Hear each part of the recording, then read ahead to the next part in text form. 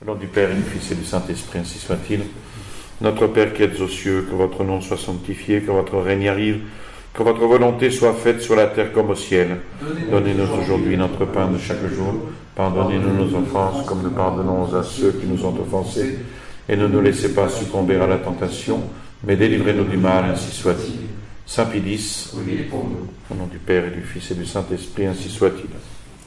Nous en venons à l'encyclique que nous ne terminerons pas aujourd'hui, mais la prochaine fois. Une lettre encyclique aux archevêques et évêques, au clergé et à tout le peuple français. Une encyclique importante, Vehementernos, du 11 février 1906. Alors, en s'arrêtant en pensée sur ceux auxquels s'adresse cette encyclique, l'âme de saint Pédis est pleine de sollicitude douloureuse et son cœur se remplit d'angoisse au lendemain de la promulgation de la loi qui, en brisant violemment les liens séculaires par lesquels la France était unie au siège apostolique, crée à l'Église catholique en France une situation indigne d'elle et lamentable à jamais. D'où ce titre de cette encyclique où il explique sa véhémence, Vehementernos. Événement des plus graves, puisqu'il s'agit de la séparation de l'Église et de l'État, événement qu'il appelle des plus graves, que tous les bons esprits doivent déplorer, car il est aussi funeste à la société qu'à la religion, et qui n'a pu surprendre personne quand on sait la politique religieuse suivie en France dans les dernières années. Donc, ce ne fut ni une nouveauté, ni une surprise, au vu des coups si nombreux et si redoutables, tour à tour portés par l'autorité publique républicaine à la religion. On avait déjà vu violer la liberté, la sainteté, l'inviolabilité du mariage chrétien par des dispositions législatives en contradiction formelle avec elle, le divorce. On avait vu laïciser les écoles et les hôpitaux. On avait vu arracher les clercs à leurs études, à la discipline ecclésiastique pour les astreindre au service militaire. On avait vu disperser et dépouiller les congrégations religieuses. On avait vu réduire la plupart du temps leurs membres au dernier dénuement. D'autres mesures légales avaient suivi. On avait abrogé la loi qui ordonnait des prières publiques au début de chaque session parlementaire et à la rentrée des tribunaux. On a supprimé les signes de deuil traditionnels au bord des navires le vendredi saint. On a effacé du serment judiciaire ce qui en faisait le caractère religieux. On a banni des tribunaux, des écoles, de l'armée, de la marine, de tous les établissements publics, enfin tout acte ou emblème qui pouvait d'une façon quelconque rappeler la religion. Donc ces mesures, et d'autres encore, qui peu à peu séparaient de fait l'Église et l'État, l'Église de l'État, n'étaient rien d'autre que des jalons qui étaient posés dans le but d'arriver à une séparation complète et officielle. Et leurs promoteurs eux-mêmes n'ont pas hésité à le reconnaître hautement et maintes fois. Alors pour écarter une calamité si grande,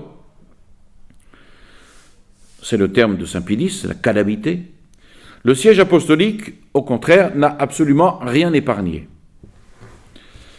Pendant que d'un côté, il ne se lassait pas d'avertir ceux qui étaient à la tête des affaires françaises, et qu'il les conjurait à plusieurs reprises de bien peser l'immensité des maux qu'amènerait infailliblement leur politique séparatiste, et de l'autre côté, il multipliait vis-à-vis de la France les témoignages éclatants de sa condescendante affection. Il avait donc le droit d'espérer, de cette manière, grâce au lien de la reconnaissance, de pouvoir retenir ses politiques sur cette pente et de les amener enfin à renoncer à leurs projets. C'était un droit qu'il avait d'espérer. Malgré les attentions, malgré les efforts de Léon XIII comme de Saint-Pédis, tout est resté sans effet. Et la violence des ennemis de la religion a fini par remporter de vive force ce à quoi, pendant longtemps, ils avaient prétendu à l'encontre des droits de la France comme nation catholique et de tout ce que pouvaient souhaiter les esprits qui pensent sagement. C'est pourquoi, dans une heure si grave pour l'Église, et puis en tant que pape conscient de sa charge apostolique, il considère comme un devoir d'élever sa voix et d'ouvrir son âme aux évêques, au clergé et au peuple de France. Qu'il faille séparer l'Église, l'État de l'Église, c'est une thèse, dit-il, absolument fausse, une très pernicieuse erreur. Et il explique pourquoi. Basé en effet sur ce principe que l'État ne doit reconnaître aucun culte religieux, elle est tout d'abord très gravement injurieuse pour Dieu. C'est le motif principal d'ailleurs. Car le créateur de l'homme est aussi le fondateur des sociétés humaines. Et il les conserve dans l'existence comme il nous y soutient. Nous lui devons donc non seulement un culte privé, mais un culte public et social pour l'honorer. Un culte public qui dépasse 10 ou 20 personnes. Ça, c'est moi qui rajoute. En outre, deuxième point, cette thèse est la négation très claire de l'ordre surnaturel. Elle limite en effet l'action de l'État à la seule poursuite de la prospérité publique. C'est bien pour ça qu'on a fermé les églises, mais qu'on a laissé ouverts les supermarchés aujourd'hui. Donc elle limite l'action de l'État à la seule poursuite de la prospérité publique durant cette vie, qui n'est que la raison prochaine des sociétés politiques. Évidemment, si la prospérité publique n'est que la raison prochaine des sociétés politiques, on n'en a rien à faire du culte catholique. Et elle ne s'occupe en aucune façon, comme lui étant étrangère, de leur raison dernière, qui est la béatitude éternelle proposée à l'homme quand cette vie si courte aura pris fin. Et pourtant, l'ordre présent des choses, qui se déroule dans le temps, se trouvant subordonné à la conquête de ce bien suprême et absolu, non seulement le pouvoir civil ne doit pas faire obstacle à cette conquête, mais il doit encore nous y aider. Troisième point, et ce sont des points très importants pour bien comprendre cette perversion de la séparation de l'Église et de l'État. Cette thèse bouleverse également l'ordre très sage établi par Dieu dans le monde, ordre qui exige une harmonieuse concorde entre les deux sociétés.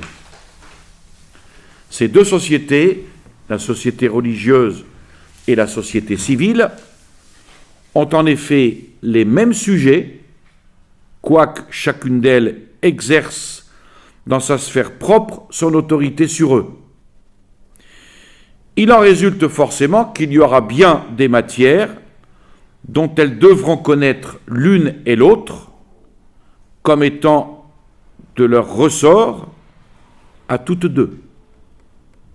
Or, qu'entre l'État et l'Église, l'accord vienne à disparaître, et de ces matières communes pulluleront facilement les germes de différends qui deviendront très aigus des deux côtés. La notion du vrai en sera troublée, et les âmes remplies d'une grande anxiété. Quatrième point, cette thèse de la séparation inflige de graves dommages à la société civile elle-même, car elle ne peut pas prospérer, elle ne peut pas durer longtemps lorsqu'on n'y fait point sa place à la religion. Règle suprême et souveraine maîtresse, quand il s'agit des droits de l'homme et de ses devoirs. Aussi, les pontifes romains n'ont jamais cessé, suivant les circonstances et selon les temps, de réfuter, de condamner la doctrine de séparation de l'Église et de l'État. Léon XIII, par exemple, a notamment exposé ce que devaient être, suivant la doctrine catholique, les rapports entre les deux sociétés. Entre elles, disait-il, il faut nécessairement qu'une sage union intervienne. Union qu'on peut, non sans justesse, comparer à celle qui réunit dans l'homme l'âme et le corps. Les sociétés humaines ne peuvent pas, poursuit Léon XIII, sans devenir criminelles, se conduire comme si Dieu n'existait pas, ou refuser de se préoccuper de la religion comme si elle leur était chose étrangère ou qui ne leur pût servir en rien. Quant à l'Église, qui a Dieu lui-même pour auteur, l'exclure de la vie active de la nation, des lois, de l'éducation de la jeunesse, de la société domestique, c'est commettre une grande et pernicieuse erreur. Vous voyez, ces documents sont très actuels à ce que nous avons vécu et continuons à vivre concernant la place de l'Église dans cette soi-disant pandémie. En se séparant de l'Église, un État chrétien, quel qu'il soit, commet un acte éminemment funeste et blâmable. Alors il est à déplorer que la France se soit engagée dans cette voie, alors que moins encore que toutes les autres nations, elle n'eût dû y entrer. On aurait pu le comprendre, dit saint Pédis, peut-être de certaines nations, mais certainement pas de la France. La France qui, dans le cours des siècles, a été, de la part du siège apostolique, l'objet d'une si grande et si singulière prédilection, la France dont la fortune et la gloire ont toujours été intimement unies à la pratique des mœurs chrétiennes et au respect de la religion. Le même Léon XIII avait bien raison de dire « La France ne saurait oublier que sa providentielle destinée l'a unie au Saint-Siège par des liens trop étroits et trop anciens pour qu'elle veuille jamais les briser. » De cette union, en effet, sont sorties ses vraies grandeurs et sa gloire la plus pure. Troubler cette union traditionnelle serait enlever à la nation elle-même une partie de sa force morale et de sa haute influence dans le monde. Voilà ce que disait Léon XIII. Donc les liens qui consacraient cette union devraient être d'autant plus inviolables qu'ainsi l'exigeait la loi, la foi jurée des traités. Parce que le concordat qui avait été passé entre le souverain pontife et le gouvernement français, comme du reste tous les traités du même genre, que les États concluent entre eux, c'était un contrat bilatéral qui obligeait des deux côtés. Le pontife romain d'une part et le chef de la nation française d'autre part, qui s'engageaient solennellement, tant pour eux que pour leurs successeurs, à maintenir inviolablement le pacte qu'ils signaient. Il en résultait que le concordat avait pour règle la règle de tous les traités internationaux, c'est-à-dire le droit des gens, et qui ne pouvait en aucune manière être annulé par le fait que l'une seule des deux parties ayant contracté. Le Saint-Siège a toujours observé, avec une fidélité scrupuleuse, les engagements qu'il avait souscrits. Et de tout temps, il a réclamé que l'État fit preuve de la même fidélité. Donc c'est là une vérité qu'aucun juge impartial ne peut nier. Or, aujourd'hui, dans cette loi de séparation, l'État abroge de sa seule autorité le pacte solennel qu'il avait signé. On pourrait dire qu'il était évident que ça finirait comme ça. Il transgresse ainsi la foi jurée. Et pour rompre avec l'Église, pour s'affranchir de son amitié, ne reculant devant rien, il n'hésite plus à infliger au siège apostolique l'outrage qui résulte de cette violation du droit des gens, qu'a ébranlé l'ordre social et politique lui-même, puisque pour la sécurité réciproque de leur rapport mutuel, rien n'intéresse autant les nations qu'une fidélité inviolable dans le respect sacré des traités.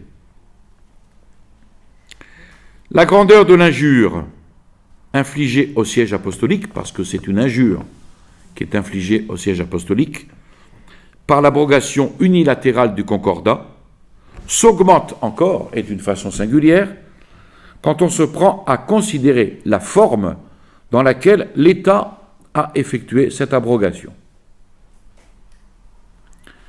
C'est un principe admis sans discussion dans le droit des gens et universellement observé par toutes les nations que la rupture d'un traité doit être préventivement et régulièrement notifiée d'une manière claire et explicite à l'autre partie contractante par celle qui a l'intention de dénoncer le traité.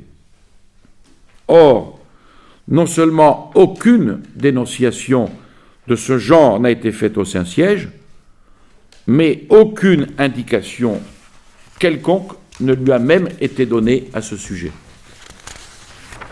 En sorte que le gouvernement français n'a pas hésité à manquer vis-à-vis du siège apostolique aux égards ordinaires et à la courtoisie dont on ne se dispense même pas vis-à-vis des États les plus petits. Donc c'est une véritable injure. Et ces mandataires, qui étaient pourtant les représentants d'une nation catholique, n'ont pas craint de traiter avec mépris la dignité et le pouvoir du pontife, chef suprême de l'Église, alors qu'ils auraient dû avoir, pour cette puissance, un respect supérieur à celui qu'inspirent toutes les autres puissances politiques, et d'autant plus grand que, d'une part, cette puissance a trait au bien éternel des âmes, et que d'autre part, elle s'étend partout sans limite. Maintenant, en examinant la loi qui vient d'être promulguée, le pape y trouve une raison nouvelle de se plaindre encore plus énergiquement. Puisque l'État, rompant les liens du concordat, se séparait de l'Église, il eût dû, comme conséquence naturelle, lui laisser son indépendance, lui permettre de jouir en paix du droit commun dans la liberté qu'il prétendait lui concéder. Or, rien n'a été fait, rien n'a été moins fait en vérité. On relève dans la loi, en effet, plusieurs mesures d'exception qui, odieusement restrictives, mettent l'Église sous la domination du pouvoir civil. Et saint Pédis exprime ce qui fut pour lui une douleur amère que de voir l'État faire ainsi invasion dans des matières qui sont du ressort exclusif de la puissance ecclésiastique. Et il s'en plaint d'autant plus qu'oublieux de l'équité et de la justice, il a créé par là à l'Église de France une situation dure, accablante, oppressive de ses droits les plus sacrés. Les dispositions de la nouvelle loi sont en effet contraires à la Constitution suivant laquelle l'Église a été fondée par Jésus-Christ. L'Écriture nous enseigne, la tradition des pères nous le confirme, que l'Église est le corps mystique du Christ, régi par des pasteurs et des docteurs, société d'hommes, dès lors, au sein de laquelle des chefs se trouvent qui ont de plein et parfait pouvoir pour gouverner, pour enseigner et pour juger. Il en résulte que cette Église est par essence une société inégale, c'est-à-dire une société comprenant deux catégories de personnes, les pasteurs et le troupeau. Ceux qui occupent un rang dans les différents degrés de la hiérarchie et la multitude des fidèles. Et ces catégories sont tellement distinctes entre elles que dans le corps pastoral seul réside le droit et l'autorité nécessaires pour promouvoir et diriger tous les membres vers la fin de la société. Quant à la multitude, elle n'a d'autre devoir que celui de se laisser conduire et, troupeau docile, de suivre ses pasteurs. Saint Cyprien, martyr, exprime cette vérité de façon admirable quand il écrit « Notre Seigneur, dont nous devons révérer et observer les préceptes, réglant la dignité épiscopale et le mode d'être de son Église, dit dans l'Évangile en s'adressant à Pierre « Et moi, je te dis que tu es Pierre ». Aussi, à travers les vicissitudes des âges et des événements, l'économie de l'épiscopat et la constitution de l'Église se déroulent de telle sorte que l'Église repose sur les évêques et que toute sa vie active est gouvernée par eux. Et saint Cyprien affirme que tout cela est fondé sur une loi divine. Alors, contrairement à ces principes, la loi de séparation, elle attribue l'administration et la tutelle du culte public, non pas au corps hiérarchique, divinement institué par le Sauveur, mais à une association de personnes laïques. Et à cette association, elle impose une forme, elle impose une personnalité juridique, et pour tout ce qui touche au culte religieux, elle la considère comme ayant seule des droits civils et des responsabilités à ses yeux. Aussi est-ce à cette association que reviendra l'usage des temples et des édifices sacrés. C'est elle qui possédera tous les biens ecclésiastiques, meubles, immeubles. C'est elle qui disposera, quoique d'une manière temporelle seulement, des évêchés, des presbytères, des séminaires. C'est elle enfin qui administrera les biens, qui réglera les quêtes, qui recevra aumônes et legs destinés au culte religieux. Quant au corps hiérarchique des pasteurs, on fait sur lui un silence absolu. Et si la loi prescrit que les associations cultuelles doivent être constituées conformément aux règles d'organisation générale du culte dont elles se proposent d'assurer l'exercice, d'autre part, on a bien soin de déclarer qui, dans tous les différends qui pourront naître relativement à leurs biens, seul le Conseil d'État sera compétent. Ces associations cultuelles, elles-mêmes, seront donc vis-à-vis de l'autorité civile dans une dépendance totale, une dépendance telle que l'autorité ecclésiastique, et c'est manifeste, n'aura plus sur elle aucun pouvoir. Combien toutes ces dispositions seront blessantes pour l'Église et contraires à ses droits et à sa constitution civile, à sa constitution divine, pardon. Personne ne s'en aperçoit au premier coup d'œil, d'autant que la loi n'est pas conçue sur ce point en termes nets et précis, s'exprimant de façon très vague, se prêtant largement à l'arbitraire. Et donc on peut dès lors redouter de voir surgir de son interprétation même de plus grands mots.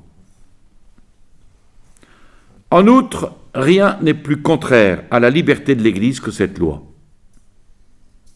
En effet, quand, par suite de l'existence des associations cultuelles, la loi de séparation empêche les pasteurs d'exercer la plénitude de leur autorité et de leur charge sur le peuple des fidèles. Quand elle attribue la juridiction suprême sur ces associations au Conseil d'État et qu'elle les soumet à toute une série de prescriptions en dehors du droit commun qui rendent leur formation et leur maintien difficiles, quand après avoir proclamé la liberté du culte, elle en restreint l'exercice par de multiples exceptions, quand elle dépouille l'Église de la police intérieure des temples pour en investir l'État, quand elle entrave la prédication de la foi et de la morale catholique, et édicte contre les clercs un régime pénal et d'exception, quand elle sanctionne ces dispositions et plusieurs autres dispositions semblables, où l'arbitraire peut aisément s'exercer, que fait-elle donc? Sinon placer l'Église dans une sujétion humiliante, et sous le prétexte de protéger l'ordre public, on pourrait dire sous le prétexte de protéger la santé des Français, ravir à des citoyens paisibles le droit sacré d'y pratiquer leur propre religion. Ce n'est pas seulement en restreignant l'exercice de son culte, auquel la loi de séparation réduit faussement toute l'essence de la religion, que l'État blesse l'Église. C'est encore en faisant obstacle à son influence, toujours si bienfaisante pour le peuple, et en paralysant de 1000 manières différentes son action. Et c'est ainsi, entre autres choses, qu'il ne lui a pas suffi d'arracher à cette Église les ordres religieux, ses précieux auxiliaires dans le sacré ministère, dans l'enseignement, dans l'éducation, dans les œuvres de charité chrétienne, mais qu'elle la prive encore des ressources qui constituent les moyens humains nécessaires à son existence et à l'accomplissement de sa mission. Il y a donc les préjudices, les injures, mais la loi de séparation vide encore le droit de propriété, le foulant aux pieds. Et contrairement à toute justice, elle dépouille cette Église d'une grande partie d'un patrimoine qui lui appartient, à des titres aussi multiples que sacrés. Elle supprime, elle annule toutes les fondations pieuses très légalement consacrées au culte divin ou à la prière pour les trépassés. Et quant aux ressources que la libéralité catholique avait constituées pour le maintien des écoles chrétiennes, ou pour le fonctionnement des différentes œuvres de bienfaisance cultuelle, elle les transfère à des établissements laïques, où l'on chercherait vainement d'ordinaire le moindre vestige de religion. En quoi elle ne viole pas seulement les droits de l'Église, mais encore la volonté formelle et explicite des donateurs et testateurs. Je suis frappé, nous verrons la prochaine fois à la suite, je suis frappé en lisant cette encyclique avec la situation actuelle. La ressemblance est criante. Je vous salue Marie, pleine de grâce, le Seigneur est avec vous. Vous êtes bénie entre toutes les femmes, et Jésus, le fruit de vos entrailles, est béni. Sainte Marie, Mère de Dieu, priez pour nous pauvres pécheurs, maintenant et à l'heure de notre mort, ainsi soit-il. Au nom du Père et du Fils et du Saint-Esprit, ainsi soit-il.